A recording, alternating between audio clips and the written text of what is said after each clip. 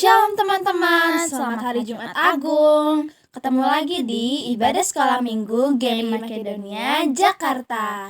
Sebelum memulai ibadah kita pada hari ini, mari kita menyanyikan lagu Yesus Datang Mengetuk Pintu.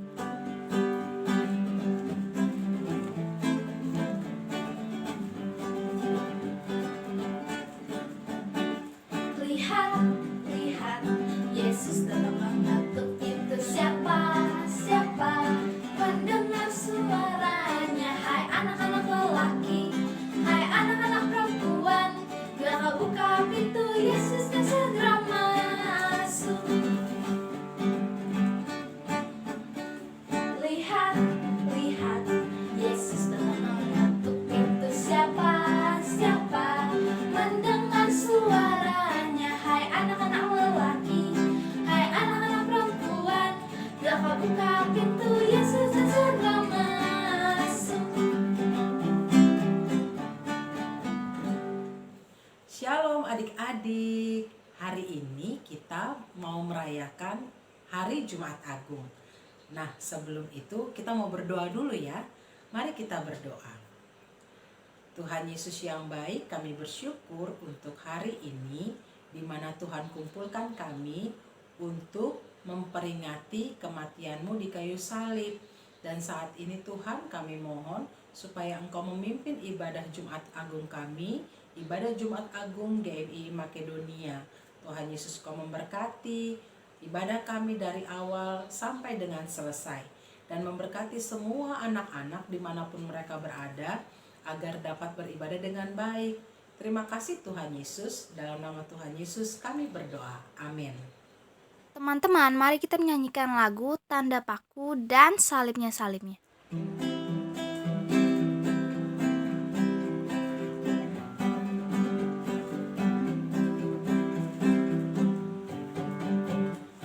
Tanda paku di kaki dan tangan, tanda cinta,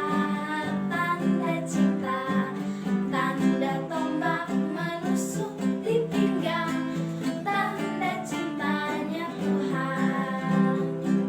Itu semua sudah Tuhan terima, guna semua yang mengikut Dia. Selamat orang yang tidak melihat tapi percaya juga. Tanda paku di kaki dan tangan, tanda cinta, tanda tombak menusuk di pinggang, tanda cintanya Tuhan.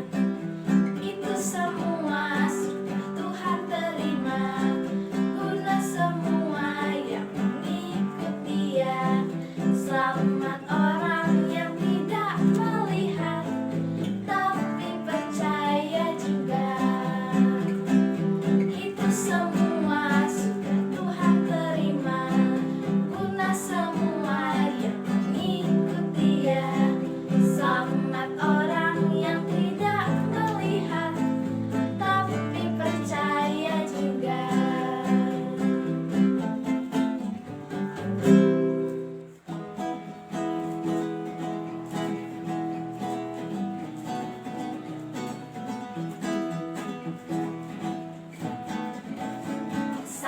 Salibnya kekuatanku, salibnya kekuatanku, salibnya kekuatanku. Glory haleluya. Salibnya sukacitaku, salibnya sukacitaku, salibnya sukacitaku. Glory haleluya.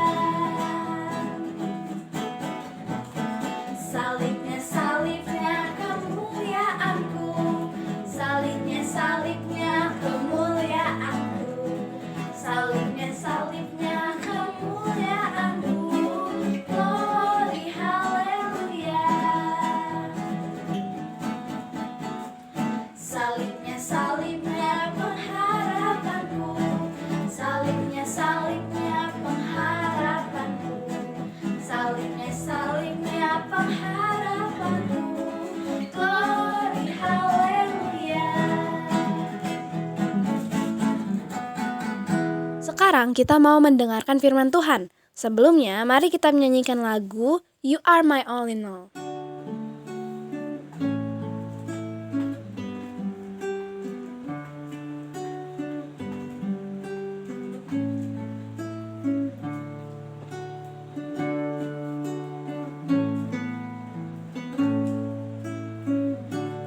You are my strength when I am weak. You are the treasure that I seek. You are my all in all. Seeking you as a precious jewel, Lord, to give up I'd be a fool. You are my all in all. Jesus, Lamb of God, worthy is your name. Jesus, Lamb of God, worthy is your name.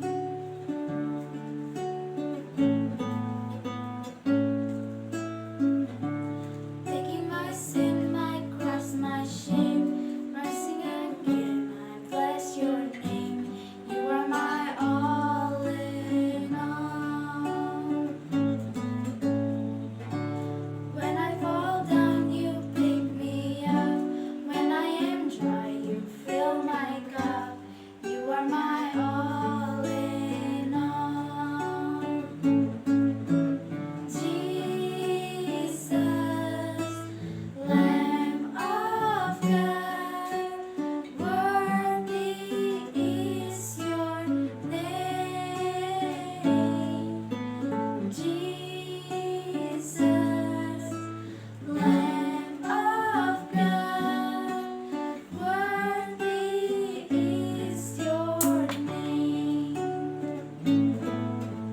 Jesus, Lamb of God, worthy is your name. Jesus, Lamb of God, worthy is your name.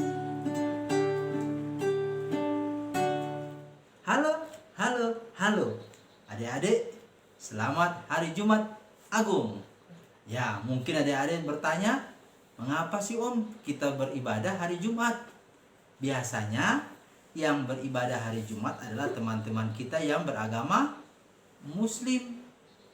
Nah, kalau kita orang Kristen, hari Jumat ini yang disebut Jumat Agung adalah peristiwa khusus di mana kita memperingati kematian Tuhan Yesus untuk menyelamatkan kita orang berdosa. Nah, di hari Jumat Agung ini kita beribadah dan kita mendengar firman Tuhan. Mari sebelum kita dengar firman Tuhan, kita berdoa. Tuhan Yesus, kami mengucap syukur bahwa di hari ini Tuhan menolong kami dan mengantar kami untuk terus melihat dan mensyukuri karya Tuhan Yesus bagi kami semua, bagi papa mama kami, bagi kami semua yang mengasihi Tuhan. Kami mau mendengar firman Tuhan. Tuhan memberkati firman Tuhan ini bagi kami. Di dalam nama Tuhan Yesus kami berdoa. Amin. Nah, adik-adik yang dikasihi Tuhan kita Yesus Kristus, tema yang diberikan di hari Jumat Agung ini adalah pengorbanannya hidupkan aku. Pengorbanannya hidupkan aku. Nah, pengorbanan siapa? Pengorbanan Tuhan Yesus. Dan pengorbanan Tuhan Yesus itu menghidupkan siapa? Sudah pasti menghidupkan aku. Adik-adik, ketika kita melihat tentang pengorbanan Tuhan Yesus, kita tahu tentang suatu benda yang sering dan dekat dengan kita, itulah salib. Ya. Salib itu mengingatkan kita untuk kita berbuat sesuatu, melakukan sesuatu sama seperti Tuhan Yesus. Nah, adik-adik yang dikasihi Tuhan Yesus Kristus, pernahkah adik-adik menyerahkan sesuatu kepada seseorang atau memberikan sesuatu kepada seseorang? Misalnya memberikan kado, memberikan baju baru, memberikan uang, memberikan selamat, atau memberikan sesuatu yang berupa benda. Nah, dalam memberikan sesuatu ini, terkadang sebagai anak-anak kita katakan begini, saya tidak mau berbagi, saya tidak mau memberi. Mungkin ini kan milik saya yang paling berharga. Ini kan kesukaan saya. Ini kan kue saya. Ini kan uang tabungan saya. Mana mau saya berikan kepada orang lain, atau membagikan kepada seseorang, atau menyerahkan kepada seseorang. Tidak gampang. Karena kalau berbicara tentang memberikan sesuatu, berarti ada yang hilang dari hidup kita. Ada yang hilang dari milik kita. Nah, kita memang harus berkorban memberikan sesuatu kalau kita mau hidup berkenan kepada Tuhan. Adik-adik, contoh sederhana, sebagai seorang atlet, ketika dia mau berprestasi, ketika dia mau terkenal, dia harus mengorbankan segala sesuatu. Misalnya, dia harus meninggalkan rumahnya beberapa waktu lamanya untuk latihan atau pertandingan. Dan dia menghabiskan banyak waktunya untuk konsentrasi kepada latihan, bukan kepada hal-hal yang lain. Bahkan dia juga harus menjaga pola makan dia, sehingga makanan-makanan yang merupakan kesukaannya, yang mungkin juga merupakan kesukaan adik-adik, misalnya ya burger, itu ada yang enak-enak itu, yang bilang junk food itu, ya french fries itu ya enak. Tetapi seorang atlet harus menghindari hal itu. Nah, demikian juga seorang dokter, menjadi dokter yang baik, dia harus banyak mengorbankan uang. Dia banyak mengorbankan waktu tidurnya. Di mana orang masih asik tidur, dia harus diketok rumahnya. Ibu dokter, Pak dokter, tolong kami, tolong papa kami yang sakit. Dia harus bangun dari tidur. Dia juga harus rajin belajar. Dia harus berjuang supaya dia mengetahui penyakit-penyakit, virus-virus seperti COVID saat ini. Nah, adik-adik, dan hampir sebagian waktunya dihabiskan untuk bekerja, sehingga sulit bertemu dengan dia di waktu-waktu yang biasanya. Juga sebagai seorang tentara, kebanyakan harus meninggalkan keluarga untuk menuju ke tempat tugas, meninggalkan rumah atau mengorbankan waktunya. Nah, sebagai seorang pendeta juga mengalami atau harus dituntut berkorban. Dia harus meluangkan waktu untuk menonton film kesayangan atau katakanlah olahraga kesayangannya untuk melayani Tuhan. Dia juga harus meluangkan waktu tidurnya, waktu istirahatnya untuk melayani Tuhan. Nah, semua itu adalah contoh-contoh, gambaran-gambaran terkait dengan profesi setiap orang yang harus berjuang mengorbankan segala sesuatu untuk keberhasilannya. Nah, pembacaan kita hari ini dalam kisah penderitaan Tuhan Yesus sampai kematian Tuhan Yesus diceritakan dan dicatat dalam kitab Markus 14 dan sampai Markus 15. Nah, peristiwa itu diawali dengan Tuhan Yesus dihadapkan kepada mahkamah agama. di mana ketika Tuhan Yesus waktu saat dihadapkan ke depan mahkamah agama, mereka mencela dia, mereka menampar dia, mereka berteriak, dihukum, dia harus dihukum, dan sebagainya. Nah, bahkan orang-orang di sekitar dia, prajurit-prajurit di sekitar dia, mengejek dia. Mereka katakan, wow, dia ini katanya hebat, tapi kok seperti itu dia. Tuhan Yesus harus berkorban perasaan, berkorban tenaga dan sebagainya. Ya, dia berjuang, berkorban untuk semuanya. Bahkan adik-adik, ketika dihadapkan kepada Pontius Pilatus, wali negeri itu di Yehuda pada waktu itu, orang banyak katakan begini, dia harus disalibkan. Lalu Pontius Pilatus katakan, dia ini orang benar, tidak boleh disalibkan. Tetapi dengan keras orang katakan, dia harus disalibkan. Kemudian Pontius Pilatus katakan, inilah dia, silakan salibkan dia bagimu.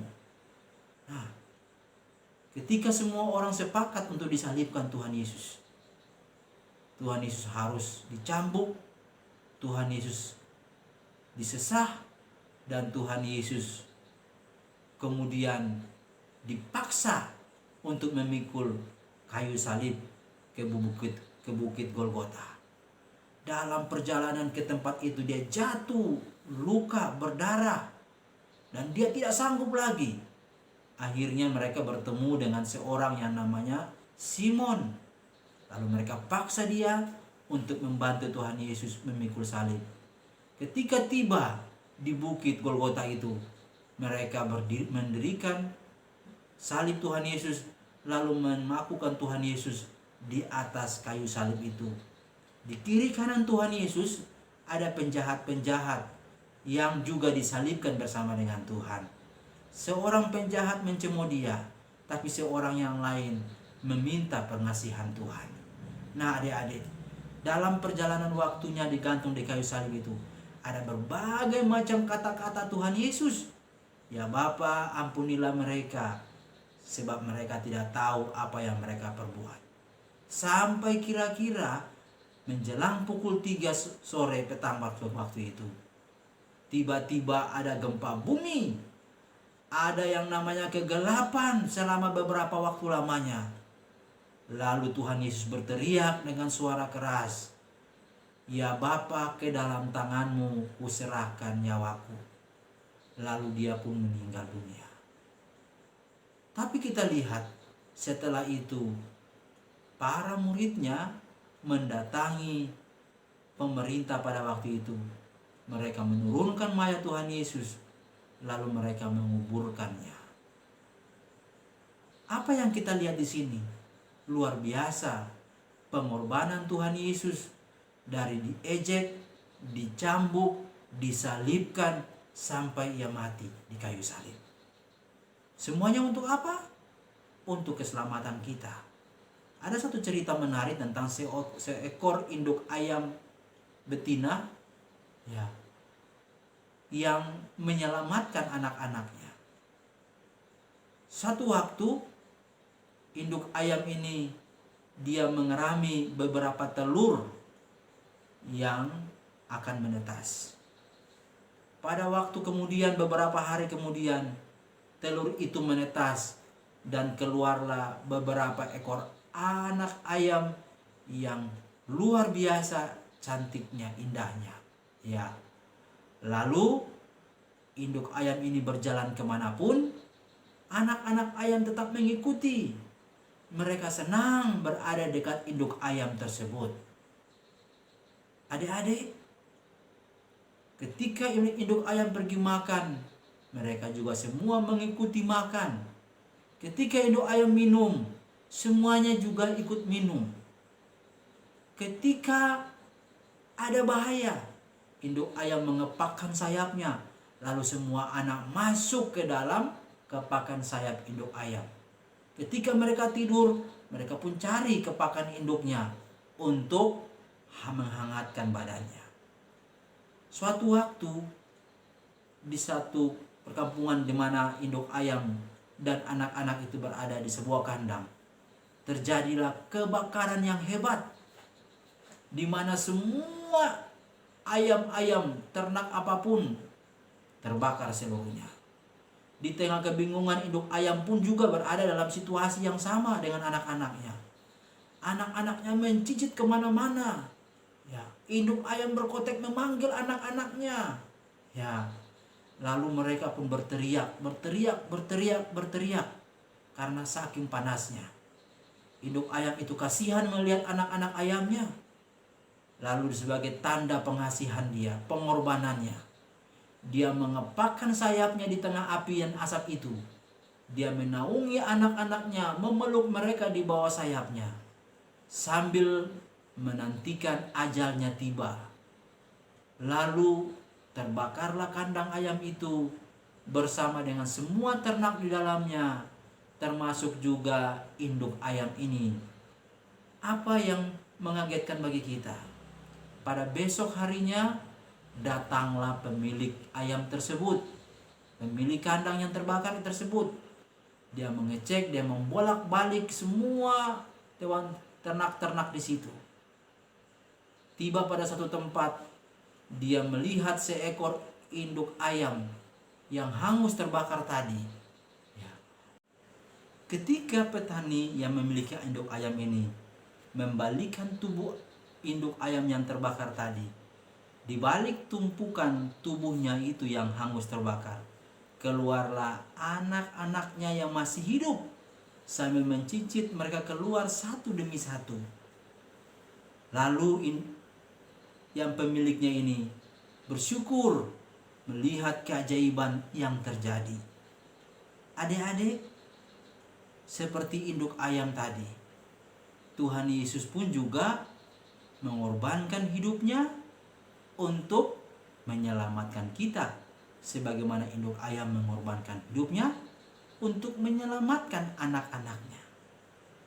Nah, kita yang tadinya harusnya binasa, harusnya mati, tetapi Tuhan Yesus menanggung semuanya.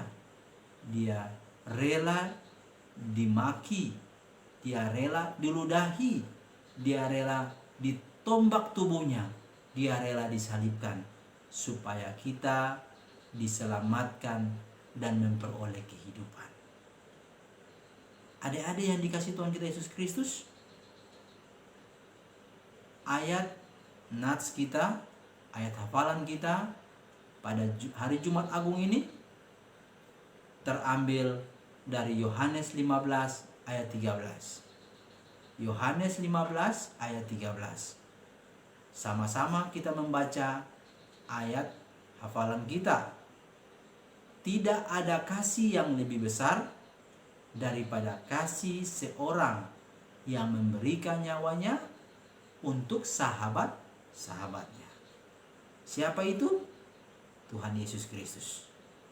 Dia tidak hanya memberikan uang, dia tidak hanya memberikan berkatnya, tapi dia memberikan nyawanya dan hidupnya, supaya kita memperoleh kehidupan. Tuhan Yesus memberkati kita hari ini. Adik-adik, mari kita tunduk kepala dan kita berdoa mengucap syukur. Terima kasih Tuhan Yesus. Kami bersyukur bahwa pengorbanan-Mu untuk menyelamatkan kami, untuk menghidupkan kami. Ampuni kami kalau seringkali kami memandang rendah pengorbanan-Mu bagi kami. Kami sering tidak peduli. Kami sering menganggap bahwa itu biasa saja. Tetapi luar biasa, karena kasih-Mu, karena setia-Mu, karena cinta-Mu kepada kami, Engkau rela berkorban supaya kami memperoleh kehidupan. Kami harusnya mati, kami harusnya menderita, tapi Tuhan berkorban supaya kami hidup dan kami memperoleh kekuatan, sukacita, dan kemenangan. Terima kasih Tuhan. Berkati semua adik-adik dalam waktu istirahat hari ini. Berkati adik-adik semua di tengah-tengah studi mereka. Berkati orang tua mereka. Berkati semua kami semua guru-guru sekolah minggu.